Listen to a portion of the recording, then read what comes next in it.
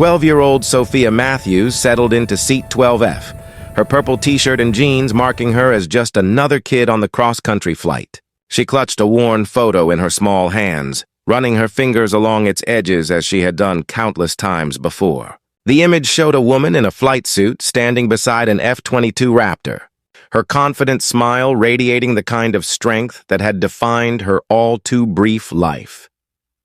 Behind Sophia, two men in business suits were discussing their upcoming meeting with dismissive arrogance. "Can you believe they seated us behind some kid?" one muttered. "These flights are supposed to be for serious travelers." "Probably flying alone because her parents couldn't be bothered," the other replied. "Kids these days have no sense of respect or discipline." Sophia's jaw tightened, but she kept her eyes fixed on the photo. She had learned over the past 2 years to ignore such comments, though they still stung. Adults often looked at her and saw only a child, someone unworthy of their time or consideration. 20 minutes into the flight, the aircraft suddenly banked left, causing several passengers to look around with concern. The captain's voice came over the intercom, carrying an unusual note of formality. "Ladies and gentlemen, we've just received clearance for a special flyby. If you look out the right side of the aircraft, you'll see 2 F-22 Raptors that have been scrambled to honor a very special passenger on board today." Passengers pressed against windows, murmuring with excitement and confusion. Through the small porthole beside her, Sophia watched as the sleek fighter jets took position alongside their commercial aircraft. The radio crackled again. But this time it wasn't the commercial pilot speaking. A crisp military voice filled the cabin. "Commercial Flight 847, this is Viper 1 leading a 2-ship formation of F-22 Raptors. We're here to render honors to call sign Phoenix. It is currently aboard your aircraft." Sophia's eyes filled with tears as she recognized the call sign that had belonged to her mother, Captain Sarah Phoenix Matthews, one of the first women to fly the F-22 Raptor in combat. The military pilot continued, "Phoenix, your legacy lives on. The entire 27th Fighter Squadron sends their respects." Passengers began looking around the cabin, trying to identify this mysterious Phoenix. The two businessmen behind Sophia were craning their necks, assuming it must be some high-ranking military official in first class. "Excuse me," one of them said to the flight attendant. "Who is this Phoenix person? Some general or admiral?" Before the flight attendant could respond, Sophia stood up slowly, still clutching her mother's photo. Her voice was quiet but carried clearly through the cabin. "Phoenix was my mom." The entire aircraft fell silent. Sophia continued, her 12-year-old voice steady despite her tears.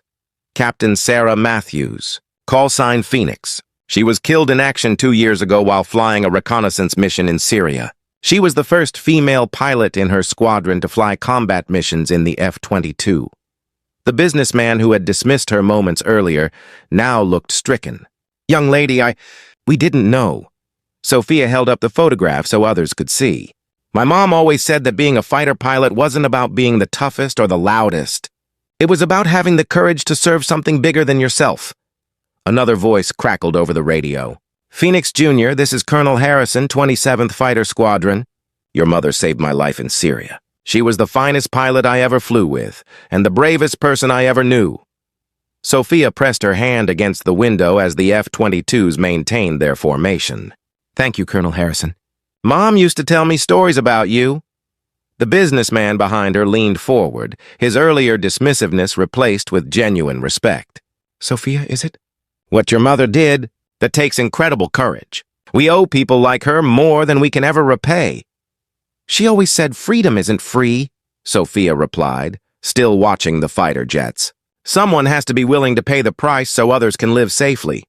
An elderly man across the aisle spoke up. "I served in Vietnam.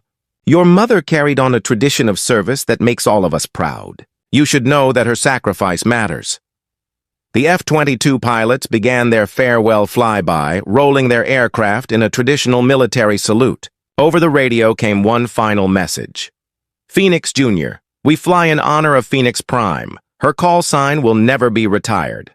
Her courage lives on in every mission we fly." As the fighter jets peeled away, disappearing into the blue sky, Sophia settled back into her seat. The cabin remained quiet, passengers processing what they had just witnessed. The flight attendant approached Sophia's row. "Sweetheart, is there anything we can get for you?" "Anything at all?" "No, thank you, ma'am," Sophia replied politely. "I'm okay." The businessman behind her tapped her shoulder gently. "Sophia, I owe you an apology. Earlier, I made some thoughtless comments. I judged you without knowing anything about who you are or what you've been through." Sophia turned to face him. "It's okay, sir. Mom always said that people sometimes say things they don't. When they don't understand the situation. Your mother sounds like she was a wise woman as well as a brave pilot." "She was the best mom in the world," Sophia said simply. "She taught me that being strong doesn't mean you never get scared.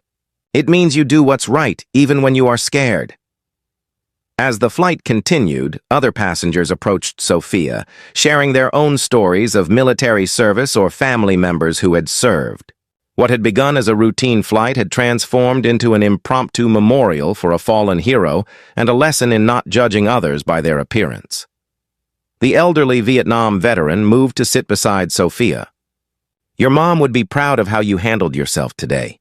You showed grace under pressure, just like a fighter pilot." Sophia smiled, the first genuine smile since boarding the plane.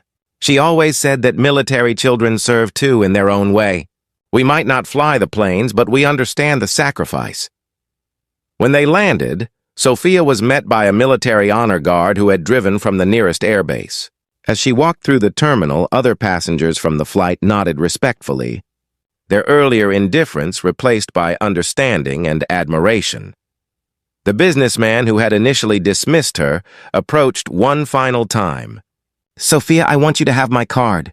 I run a scholarship program for military families. When you're ready for college, I want to make sure you have the support you need to pursue whatever dreams your mother would have wanted for you." Sophia looked at the card, then up at the man who had learned to see past his assumptions. "Thank you, sir. Mom always said that one person's kindness can change someone's whole day." As Sophia left the airport with her grandmother, who had come to pick her up, she reflected on how a simple flight had become something much more meaningful. She had been just another kid in seat 12F until circumstances revealed the depth of loss and pride she carried with her every day. The F-22. Pilots who had honored her mother's memory had given Sophia something invaluable, the recognition that her mother's sacrifice was remembered and respected by those who continued the mission. And the passengers who had witnessed this tribute learned that heroism often travels quietly, carried by those who bear its legacy with dignity and grace. Above them, somewhere in the vast blue sky, the spirit of Phoenix flew on, watching over the daughter who would grow up knowing that courage, service, and sacrifice are the truest measures of a life well lived.